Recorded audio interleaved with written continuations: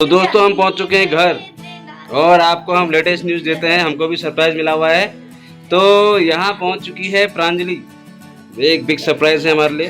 तो देखते हैं प्रांजलि हमारी हमारी मायरे के साथ क्या करिए। देखिए आप, तो आपको भी हम सरप्राइज देते हैं। प्रांजलि घर पहुंच चुकी है। मायरू जय कह दो। मायरू जय जय मायरू जय जय जय। तो मैडम आप कब पहुंची? कितना टाइम हो गया आपको? हेलो, बहुत टाइम हो गया। मैं 2 बजे पहुंच गई थी। 2 बजे? हाँ जी। अच्छा, ये 2 बजे पहुंच चुके हैं, हमें पता लग रहा है। ये तो हमें पता ही नहीं था कि ये आने वाली हैं। तो हम इनके लिए कुछ तैयारी करते। अब तैयारी तो हो नहीं पाई है, तो अभी हमको सरप्राइज मिला है। तो थोड़ी देर बाद हम आपको बताते हैं कि हमने क्या प्लान किया है इनके लिए। आज ये क्या खाएंगी, क्या पियेंगी, पूरी व्यवस्था करनी पड़ेगी इनकी। तब तक के लिए टेक केयर। दोस्तों स्कूल से घर पहुंच चुके हैं और आज हमारे साथ हैं हमारे गार्ड साहब। सर का नाम है श्री मनोज सिंह रावत और सर एक्स आर्मी है और हाँ, सल्ट से है। और वैसे इनका घर है रामनगर और हमारे सब पड़ोसी हैं, बहुत अच्छे पड़ोसी हैं। अब इनके बारे में हम आपको बताना चाहेंगे कि सर को रिटायर हुए कितने साल हो सर? अब हाँ 17 साल हो गए हैं और अभी वर्तमान में सर यहाँ SBI में एज ए गार्ड की नौकरी करते हैं। और इनके बारे में खास बात ये बताते हैं कि ये अभी करीब 56-57 साल के हो गए हैं, लेकिन 40 साल के लगते हैं। और लेकिन अभी भी ये इनका पर डे कम से कम 10 किलोमीटर की रनिंग होती है। और एक टाइम में जिम जाते हैं, 1-2 घंटा वहाँ बिताते हैं और करीब 10 किलोमीटर दौड़ते हैं। तो मैं गार्ड साहब ये पूछना चाह रहा हूँ कि आपकी इस फिटनेस का राज क्या है? डेली सुबह उठो 5 बजे और तकरीबन 7-8 किलोमीटर की वॉक करो और रात को हल्का भोजन और जैसे दलिया इस टाइप का रात को लो, जैसे कि पेट नहीं बढ़े और आपको चर्बी नहीं चढ़े, तो इसलिए इसको करना बहुत अनिवार्य है। जय श्री राम। बताया कि 56 साल की उम्र में जब लोगों के पेट निकल आता है बाहर और लोग बिस्तर पकड़ लेते हैं, बिल्कुल रिटायरमेंट की उम्र है, और आप इस उम्र में बिल्कुल जवानी छा रही है आपको, तो इसका क्या रीजन है ये तो बताओ। दोस्तों इसके लिए सुबह सुबह मॉर्निंग वॉक तथा वॉकिंग बहुत जरूरी है। तो आप लोग भी सुबह टाइम से उठें और मॉर्निंग वॉक करें और रात को खाना कम करें, जैसे कि दलिया वगैरह भोजन लें, फ्रूट लें, इसलिए आपकी सेहत अच्छी रहेगी मेरे दोस्तों।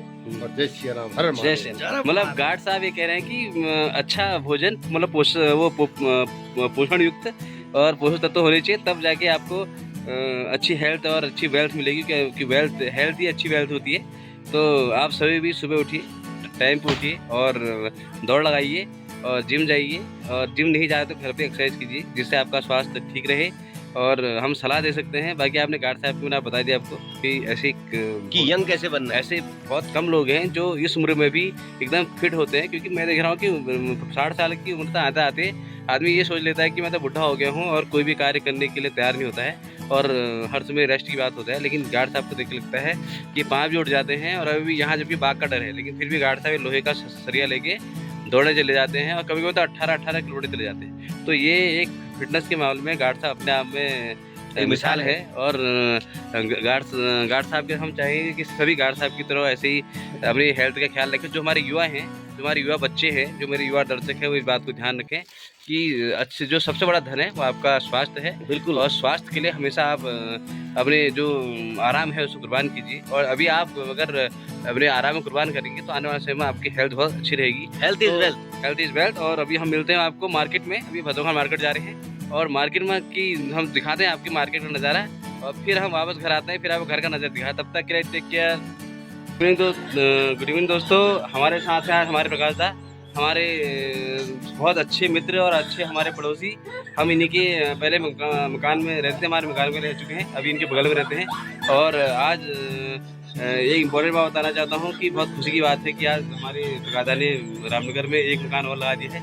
यहाँ तो इनका मकान थे ही, और उन्होंने मकान लगाए थे, आपको बहुत बताइए। और ये इम्पोर्टेंट चीज़ और बताते हैं कि कल रात हमारा सिलेंडर ख़त्म हो चुका था, रात को करीब 9-10 बजे, और हम क्या कहते हैं सिलेंडर की व्यवस्था कर नहीं पाए। वो तो हमने बगल में भी गार्ड साहब से लिया। फिर हमने भाई साहब को फ़ोन किया कि भी हमको सिलेंडर चाहिए, और भाई साहब ने तुरंत हमारे लिए सिलेंडर की व्यवस्था कर दी। इसके लिए भी हम आपको धन्यवाद करते हैं। और अभी नहीं, जब भी हमको ज़रूरत पड़ती है साहब हमारे घर पे हम हो ना हो हमारे घर पर पहुँचा जाते हैं। और ये ऐसी मतलब होम की सुविधा रहती है, ऐसा नहीं कि मतलब पैसे का खेल है, ये एक भाई बंदी और एक जो एक मित्र कर सकते हैं, एक पड़ोसी कर सकते हैं, बहुत अच्छा करते हैं। और यहाँ भतो खान में अगर आप रामनगर रोड में आते हैं तो PWD रोड के सामने इनकी दुकान है, और बहुत अच्छे रेट में, बहुत सस्ते रेट में इनका सामान मिलता है। अगर आपको जब भी कहीं रामनगर जाए और यहाँ से भतो खान से गुजरने का मौका मिले तो एक बार यहाँ जरूर सेवा का मौका दें। इसलिए नहीं कि हम इनका प्रचार कर रहे हैं, लेकिन एक अच्छे इंसान होने के नाते हम आपको एक सही जगह का बता रहे हैं, और अपना ही बता रहे हैं कि कल रात वाकई क्या हुआ।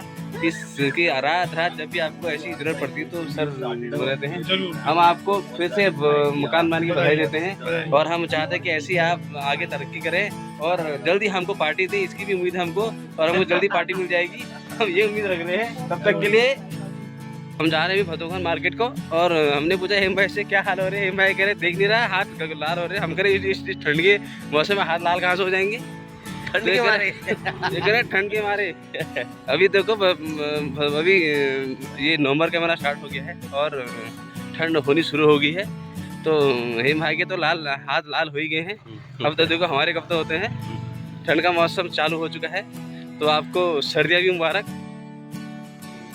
ये देखिए दोस्तों, हिमालय सुबह के टाइम बिल्कुल अलग नज़र आता है, और अभी देखिए शाम के समय जब सूर्य छिपने वाला होता है तो एक जो हिमालय के ऊपर जो लालिमा है जो दिख रही है वो उसकी छटा अलग ही है।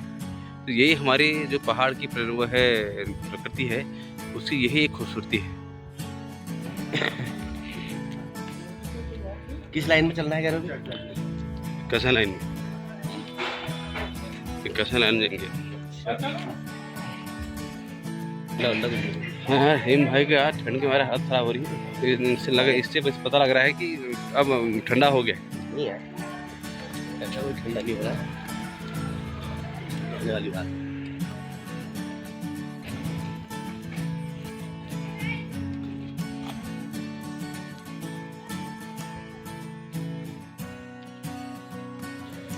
दोस्तों, ये जो सामने आप गांव देख रहे हैं ये है दनपो।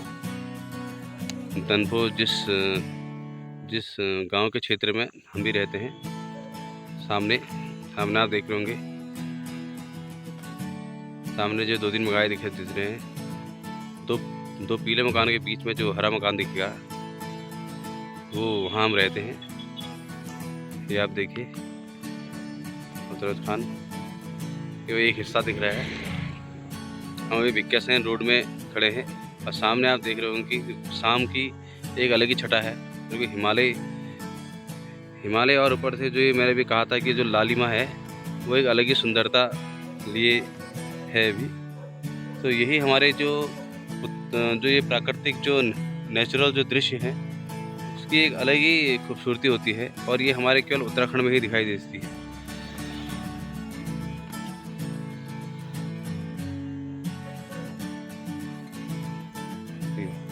तो हेम भाई, इस उत्तराखंड की जो प्राकृतिक छटा है इसके बारे में आप क्या कहना चाहेंगे? प्राकृतिक छटा यहाँ की सबसे निराली है। सबसे बड़ी बात यह है कि जो गोधूली का वक्त यहाँ दिखता है, गोधूली, हाँ गोधूली का वक्त जो यहाँ दिखता है वो कहीं नहीं दिख सकता। एक गोधूली क्या हुआ? जब पहले के चरवाहे जब जंगल में गाय चराने जाते थे, फिर वो शाम को जब वापस आते थे तो जब वो पूरा गैंग होता था, पूरी गाय बच्चे इतनी ज्यादा होती थी जो उससे धूल उड़ती थी, और वो इसी मौसम में वापस आते थे, संध्या काल में ये वापस आते थे। तो जो गोधूली उड़ती थी उसकी एक अलग ही छटा होती थी। हाँ, तो ये मतलब गोधूली का भी अर्थ स्पष्ट हो गया, मतलब शाम का समय है, और अगर आप सुबह भी देखो शाम के देखो, सूर्य की जो अलग सूर्य की जो लालिमा होती है, तो ये पूरे जिससे ऐसा लगता है कि आसमान क्षितिज का वो कहते हैं, तो वो क्षितिज जो पॉइंट जहाँ पर धरती और आसमान मिलते तो है नहीं, मिलते प्रतीत होते हैं। और वहाँ पर ये सूर्य जब नीचे छिप रहा हो और उसमें जब पूरी वो क्षितिज में लालें फैल जाती है, उसकी सुंदरता ही अलग होती है। और अभी हम इस सुंदरता के बारे में तो आपको और बताते हैं, लेकिन आज हेम भाई को ठंडा बहुत है, क्योंकि बहुत देर से वो कह रहे हैं कि यार हम घर चलते हैं, और ज़्यादा टाइम हो गया है, और ठंडा उनको ज़्यादा हो रहा है तो हमको घर ही जाना चाहिए, क्योंकि ऐसा ना हो कि हम दूसरे दिन ब्लॉग बनाने आए और हेम भाई वहाँ घर में कम्बल ओढ़ के लेटे हैं।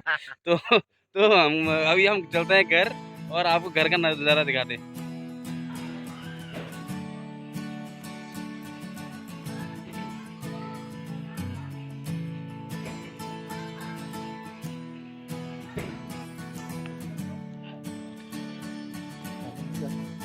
तो दोस्तों अब हम पहुंच चुके हैं घर। आपको भद्रत खान के नज़ारे दिखाते हुए हम आ गए हैं घर, और गोधुली से रात में आ गए हम।